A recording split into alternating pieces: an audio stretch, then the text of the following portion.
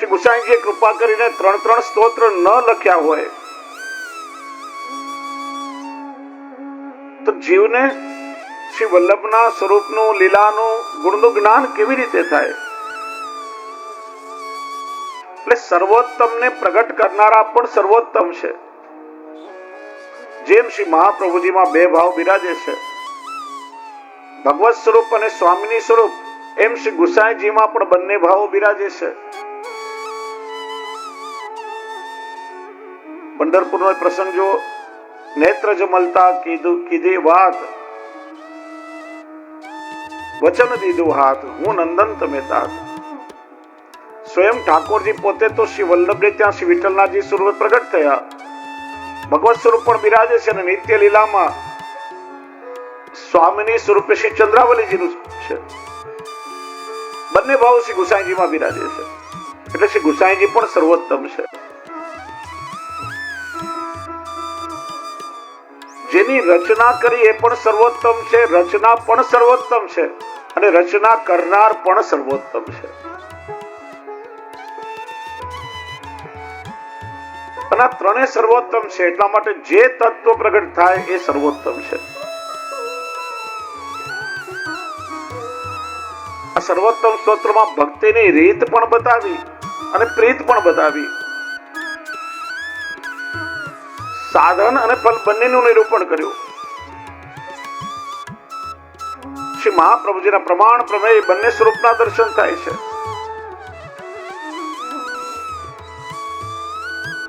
અને એટલા માટે આ 7 દિવસે સર્વોત્તમનું રસપાન કરી આપણે પણ સર્વોત્તમ ફલને પ્રાપ્ત કરીએ. આ સર્વોત્તમ સ્તોત્ર પર વ્રજ ભાષામાં લગભગ 13 ટીકાઓ લખાઈ છે. બધી ટીકાઓ અત્યારે પ્રાપ્ત નથી. આપણું એક દુર્ભાગ્ય છે કે પુષ્ટિ માર્ગનું કેટલું બધું સાહિત્ય કાં તો ચોરાઈ ગયું,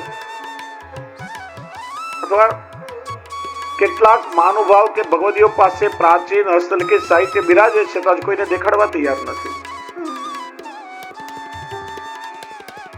એ પ્રાપ્ત થાય તો ઘણો બધો પ્રકાશ થઈ શકે. શ્રી ગોકુલનાથજીની 2 ટીકાઓ છે, બૃહદ ટીકા અને લઘુ ટીકા. ત્રીજી ટીકા છે શ્રી રઘુનાથજીની, ચોથી ટીકા છે શ્રી ગોપેશ્વરજીની, 5મી ટીકા છે શ્રી હરિરાયજીની. આ ઉપરાંત વ્રજ ભાષામાં જે કીર્તન સાહિત્ય છે, ગોવિંદ સ્વામીનું પદ્યાનુવાદ છે. તૃતીય ગ્રહના પ્રાતસ્મરણીય નીતિલા શ્રી બ્રજભૂષણલાલજી મહારાજશ્રીએ સચિત્ર સર્વોત્તમ ગ્રંથ પ્રગટ કર્યો છે. 108 નામની સંગતિ સાથે 108 લીલાના ચિત્રો પ્રકાશિત કર્યા છે. આટલી પ્રાપ્ત છે, એ સિવાય બીજી ટીકાઓ અપ્રાપ્ત છે.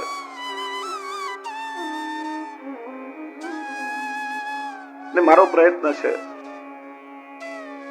હું પણ અત્યારે સર્વોત્તમજી પર મારું પણ સંશોધન ચાલુ છે. સતત એનું અધ્યયન હમણાં ચાલે છે. એટલા માટે ટૂંકાવું નથી, જેટલો વિસ્તાર થઈ શકે, કેમ કે આ સર્વોત્તમ છે, જે આપણા હૃદયને પણ સર્વોત્તમ બનાવે, આપણા ભાવને પણ સર્વોત્તમ બનાવે.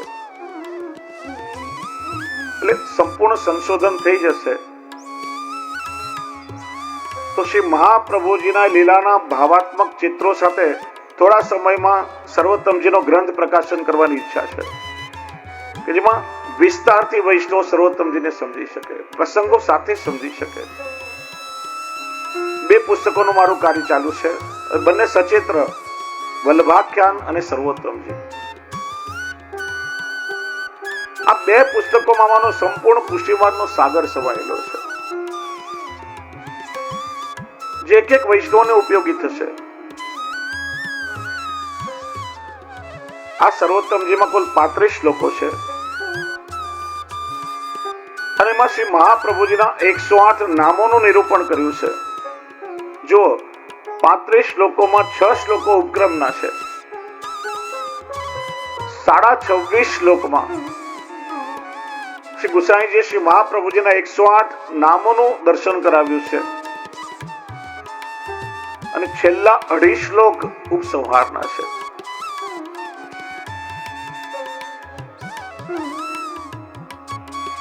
ઉપક્રમના 2.5 શ્લોક અને શરૂઆતમાં મહાત્મ્યના 6 શ્લોક. 6 શ્લોક એટલા માટે કેમ કે ભગવાનમાં 6 ધર્મો બિરાજે છે: ઐશ્વર્ય, વીર્ય, યશ, શ્રી, જ્ઞાન અને વૈરાગ્ય. પદ્મ પુરાણમાં ભાગવતનું મહાત્મ્ય પણ 6 અધ્યાયમાં બતાવવામાં આવ્યું છે. કેમ કે ભગવાનનું નામાત્મક સ્વરૂપ છે. ભગવાન કોને કહેવાય? એતે ચાંસ કલાપુંસ કૃષ્ણસ્તુ ભગવાન સ્વયં ભાગવત કે છે. વાસ્તવમાં જુઓ તો ભગવાન શબ્દ કેવલ કૃષ્ણ સાથે લાગે.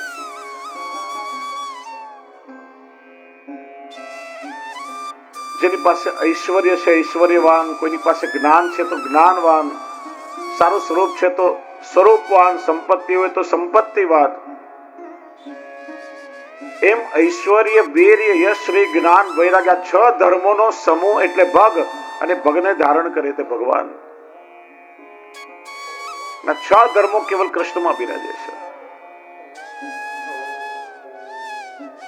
જેમ ભગવાનમાં 6 ધર્મો છે એમ ભગવાનની કથામાં 6 ધર્મો છે. અને શ્રી વલ્લભ એ જ શ્રી કૃષ્ણનું ભૂતલ પર પ્રાગટ્ય છે. એટલે 6 શ્લોકમાં પ્રગટ કર્યું. મંગલાચરણના 1લા શ્લોકમાં ઐશ્વર્ય ધર્મ બતાવ્યો. જેમ ઠાકોરજીમાં પ્રાકૃત ધર્મો નથી, પ્રભુ અપ્રાકૃત છે. કૃષ્ણાશ્રમમાં કહ્યું ને, પ્રાકૃતા સકલા દેવા ગણિતાનંદ કમૃત પૂર્ણાનંદો હરિસ્તસ્માત કૃષ્ણ એવ ગતિર્મમ. ભગવાન અપ્રાકૃત છે. એમ શ્રી મહાપ્રભુજી પણ અપ્રાકૃત છે. વેદોમાં એમના સ્વરૂપનું પ્રતિપાદન છે. શુદ્ધ સાકાર સ્વરૂપ છે, એટલા માટે સ્તુતિ કરવા યોગ્ય છે. આ શ્રી વલ્લભનું ઐશ્વર્ય ધર્મ થયો. ઐશ્વર્ય શબ્દ આવ્યો ઈશ્વર પરથી. શ્રી વલ્લભે તો સાક્ષાત ભગવત વધના અવતાર છે. બીજા શ્લોકમાં વીર્ય ધર્મ બતાવ્યો. વીર્ય એટલે પરાક્રમ. ભલભલા વિદ્વાનો પણ શ્રી વલ્લભના સ્વરૂપને સમજી શક્યા નથી.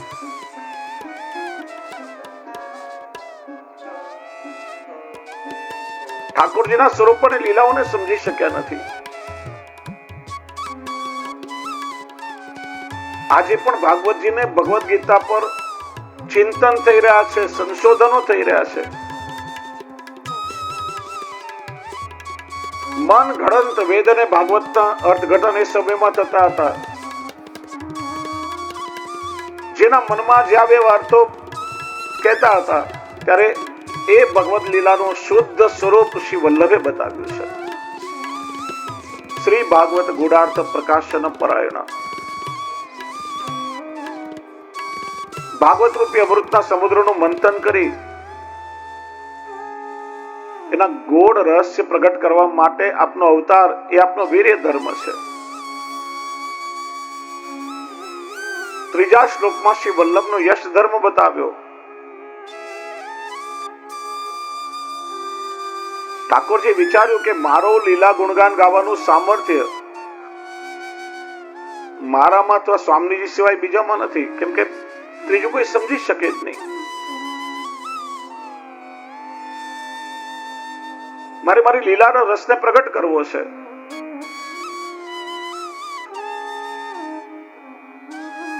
પોતાની લીલા તે પોતે વદન કહે. એટલા માટે ઠાકોરજી પોતે જ પોતાની લીલાનો ગૂઢ રહસ્યનો પ્રગટ કરવા માટે શ્રી વલ્લભ સ્વરૂપે ભૂતલ પર પધાર્યા છે.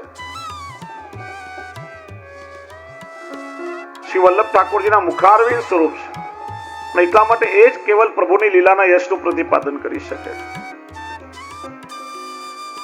4થા શ્લોકમાં શ્રી ધર્મ બતાવ્યો. શ્રી એટલે લક્ષ્મી, શ્રી એટલે દુર્લભ. શ્રી મહાપ્રભુજી ઠાકોરજીના મુખાવતાર છે. જેમ વેદ પ્રભુના મુખારવિંદમાંથી પ્રગટ થયા અને એ જ મુખારવિંદનો અવતાર શ્રી વલ્લભ છે. એટલે શ્રી વલ્લભની વાણી વેદ તુલ્ય છે. આ વેદો દુર્બોધ છે. શ્રી વલ્લભની વાણી પણ દુર્બોધ છે, સામાન્ય જીવોની સમજમાં ન આવે. પણ જ્યારે શ્રી વલ્લભની કૃપા થાય ત્યારે વલ્લભની દુર્બોધ વાણી પણ જીવ માટે સુબોધ બની જાય, સરળ બની જાય. શ્રી વલ્લભ પોતાની વાણી રૂપી વાક સુધાનું પોતાના નિજજનોને દાન કરે, એ આપનો શ્રી ધર્મ છે. 5મા શ્લોકમાં જ્ઞાન ધર્મ બતાવ્યો. શ્રી મહાપ્રભુજીનું નામ છે મહાકારુણિક. કારુણિક એટલે કરુણાવાન, જે અત્યંત કૃપા વરસાવે છે. આ મહાકારુણિક સ્વરૂપે આ મંત્રના બીજ છે. તેમજ ઠાકોરજીના મુખારવિંદ સ્વરૂપે મંત્રના દેવતા પણ છે. 6થા શ્લોકમાં વૈરાગ્યનું નિરૂપણ કર્યું. શ્રી મહાપ્રભુજી ઉત્તમોત્તમ દાતા છે, જે જીવને ઉત્તમ ફલ આપે છે. જો દાન કોણ કરી શકે? જેનામાં વૈરાગ્ય ધર્મ પ્રબળ હોય દાન કરી શકે. વૈરાગ્ય વગર દાન દેવો સંભવ છે. શ્રી મહાપ્રભુજીએ તો અદે દાન દક્ષ શ્રીજી બાવાના સ્વરૂપનું આપણને દાન કર્યું છે.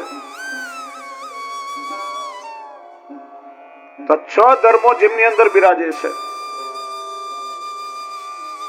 એવું ધર્મી સ્વરૂપ શ્રી વલ્લભનું છે. અને એ વાત શ્રી ગોકુલનાથજી ટીકામાં આજ્ઞા કરે છે. ત્યારબાદ 26 શ્લોકમાં શ્રી મહાપ્રભુજીની 108 નામાવલી શ્રી ગુસાઈજીએ પ્રગટ કરી. 26.5 શ્લોકમાં 26.5 શ્લોકમાં પ્રગટ કરવાનું કારણ શું? તો કે પ્રકૃતિનું અતિક્રમણ કરીને શ્રી વલ્લભનું અપ્રાકૃત સ્વરૂપ બતાવ્યું. કેમ કે પ્રકૃતિના 26 ગુણો છે. જો 26 શ્લોકમાં હોય તો પ્રાકૃત કહેવાત. અડધી માત્રા વધી ગઈ. એટલે શ્રી વલ્લભનું સ્વરૂપ પ્રકૃતિના આધીન નથી. આ પ્રકૃતિ એ 6 પ્રકારની વિકૃતિ વાળી છે. અને શ્રી વલ્લભનું સ્વરૂપ અપ્રાકૃત છે.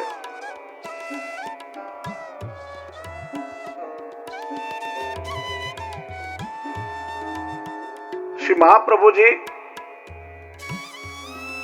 પ્રકૃતિની વિકૃતિ કરતા પર છે. એટલે 26.5 શ્લોકમાં અને છેલ્લા 2.5 શ્લોકમાં ફલશ્રુતિ બતાવી છે. સર્વોત્તમજીનો પાઠ કરવાની રીત બતાવી છે. જો 35 શ્લોકનો બીજો પણ એક ભાવ બતાવ્યો. સામાન્ય રીતે 4 પુરુષાર્થો ધર્મ, અર્થ, કામ અને મોક્ષ, પણ આ બધા કરતા મોટો પુરુષાર્થ છે ભક્તિ પુરુષાર્થ. 7 સ્વરૂપથી સિદ્ધ થાય છે. 6 ધર્મો ને 7મા ધર્મી એટલે 7 પંચા 35. એટલે 5 પુરુષાર્થો જીવ સિદ્ધ કરી શકે. એટલા માટે 35 શ્લોકમાં નિરૂપણ કર્યું. બીજું પુષ્ટિ માર્ગના 5 તત્વો છે. શ્રીનાથજી, શ્રી યમુનાજી, શ્રી મહાપ્રભુજી, શ્રી ગિરિરાજજી અને બ્રજભૂમિ. આ 5 તત્વો શ્રી મહાપ્રભુજીમાં ષડ ધર્મ અને 7મા ધર્મી સ્વરૂપે બિરાજે છે. ધર્મને ધારણ કરે તે ધર્મી. એટલા માટે 35 શ્લોકો બતાવ્યા છે. પુષ્ટિ માર્ગમાં શ્રીનાથજી, શ્રી યમુનાજી, શ્રી મહાપ્રભુજી, શ્રી ગિરિરાજજી, શ્રી ગુસાઈજીમાં ક્યારે ભેદ બુદ્ધિ ન રાખો. વાસ્તવમાં બધા એક જ સ્વરૂપ છે, પણ જુદા જુદા સ્વભાવ વાળા જીવોને આકૃષ્ટ કરવા માટે જુદા જુદા પ્રકારના ભક્તોને ભક્તિમાં સ્થિર કરવા માટે આ જુદા જુદા સ્વરૂપ ધારણ કર્યા છે. મારા પોતાના અનુભવની વાત કહું, ઘણા વર્ષો પહેલાની વાત છે. મારી ઉંમર લગભગ 10 વર્ષની હશે. આજે ચંપારણની વાત લોકો જેમ તેમ કરે છે કે મૂળ નથી, આ નથી, આગળ હું ચર્ચા કરીશ. આજની તારીખમાં અસંખ્ય લોકોને ચંપારણમાં શ્રી મહાપ્રભુજીનો અનુભવ થયો છે, પ્રગટ અનુભવ છે. અને એ બેઠક પણ એમને પ્રગટ નથી થઈ. 150 વર્ષ પહેલા મારા પૂર્વ શ્રી નરસિંહલાલજી મહારાજ શ્રી અને પંચમ ગ્રહના શ્રી દેવકીનંદનાચાર્યજી મહારાજ શ્રી આજ્ઞાથી 3 દિવસ રાત અન્ન જલ લીધા વગર સર્વોત્તમજીના અખંડ પાઠ કર્યા. ત્યારે 7 વર્ષનું નાનકડું બાળક સાક્ષાત શ્રી વલ્લભ સ્વરૂપે પ્રગટ થયું અને આજ્ઞા કરે કે આ મારું પ્રાગટ્ય સ્થાન છે, અહીં ખોદો, એનું પ્રમાણ મળી જશે. ખોદકામ કર્યું તો ચાંદીની ને તાંબાની 2 જારી એમાંથી પ્રગટ થઈ, આજે પણ બિરાજે છે. પછી ત્યાં બેઠકજીનું નિર્માણ થયું. મોટી મોટી વાતો કરનારા શોધી લેવું જોઈએ ને સ્થાન. 500 વર્ષમાં કેમ ના શોધાયું? તો પછી એમ તો ઘણી બધી બેઠકજી પ્રગટ છે અને કેટલાય બેઠકજી એવા છે કે જેમના મૂળ સ્થાનમાં નથી. તો શું થયું? સ્થાન તો છે ને કમસે કમ. જ્યાં 500 વર્ષમાં કેટલી આપણી પેઢીઓ ત્યાં જઈ શકી. જગન્નાથપુરીમાં પણ મૂળ સ્થાન જુદું છે, તિરુપતિ બાલાજીમાં પણ મૂળ સ્થાનમાં બેઠક નથી. તો શું થયું? બેઠકજી તો બિરાજે છે ને. નહીં હતા ત્યારે વૈષ્ણવ શું કરતા હતા? કોઈ પણ એક સ્થાનમાં ભાવના કરી, સ્થાન ખાસા કરી, તિલક કંઠી જનોઈ ધરી, ધોતી ઉપાણા ધરી અને ભાવથી બેઠક કરતા હતા. એ સમય મારા પિતૃચરણના મનમાં રાતના લગભગ 12-12 વાગે આવ્યો. એમના બંને અંતરંગ સેવક હરકિશનભાઈ અને વ્યાસ કાકા સાથે લઈને કે મારી ઈચ્છા છે ચાલો આપણે ચંપારણમાં શ્રી યમુનાજીના કાંઠે અત્યારે રાતના 12 વાગે કૃપાનાથ તમારા બોલે એકદમ સુનકાર વન પાસે ગયા. હરકિશનભાઈ કે મારામાં હિંમત નથી અંદર જવાનું. વ્યાસ કાકા કે આપ સાથે બિરાજો તો પછી મને શું ડર હોય? યમુનાજીના કિનારે બિરાજ્યા, રાતના યમુનાષ્ટકનો પાઠ કર્યો. 5 વર્ષના કુમારિકા સ્વરૂપે યમુનાજીના જલમાંથી બહાર પધારે, હસ્તમાં કમલની માળા. દાદાજી અને વ્યાસ કાકા પાછળ પાછળ ચાલ્યા. શ્રી મહાપ્રભુજીના બેઠકજીના દ્વાર પાસે આવે અને તિરાડમાંથી ભીતર નિજ મંદિરમાં લોક થઈ ગયા. આવા તો કેટલાય અનુભવો ચંપારણમાં વૈષ્ણવ અને બાળકોને થયા છે.